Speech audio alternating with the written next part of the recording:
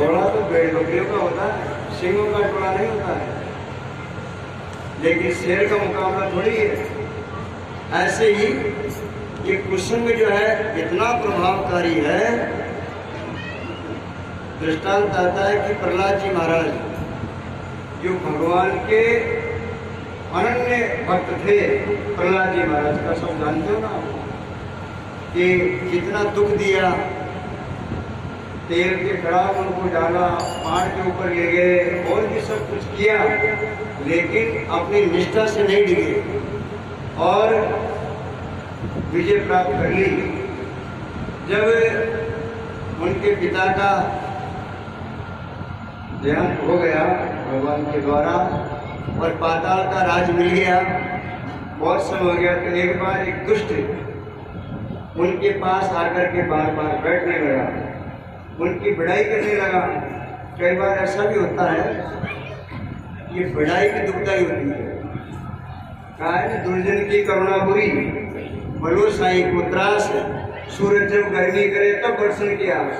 दुर्जन की तो करना भी बहुत खराब, नहीं लेनी चाहिए। वो बढ़ाई करने लगा। अब कोई बढ़ाई अपनी करता है ना, हम इतने आसक्त हो जाते हैं, इतना अंदर से गदगद हो जाते हैं कि हो कितनी मेरी महिमा हो रही है, और उसके पीछे क्या छिपा हुआ है ये हम नहीं समझ पाते। तो वो दुष्ट जो है प्रहलाद जी महाराज की प्रशंसा करने लगा। 1 दिन 2 दिन 3 दिन 10 दिन निकले और एक दिन कहता है, जब वो बिल्कुल प्रेम हो गया उनमें, तो वो दुष्ट कहता है, महाराज मैंने सुना है जो पुत्र अपने पिता की हत्या का बदला नहीं लेता है वो रौरव नरक के अंदर चला जाता है। उस दुष्ट ने कहा, मैंने सुना है, पढ़ा है, जो पुत्र अपने पिता की हत्या का बदला नहीं लेता है वो मां नरक में चला जाता है।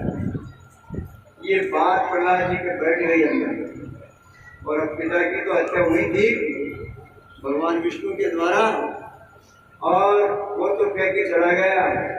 रामचरितमानस में लिखते हैं, दुष्ट संग जनि देहि विधाता, आसे भलो नरक को पासा।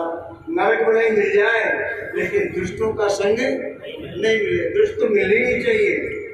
वो कह के चला गया, और प्रहलाद जी को एकदम से क्रोध आया और गदा उठा करके और भगवान विष्णु से लड़ने चले गए।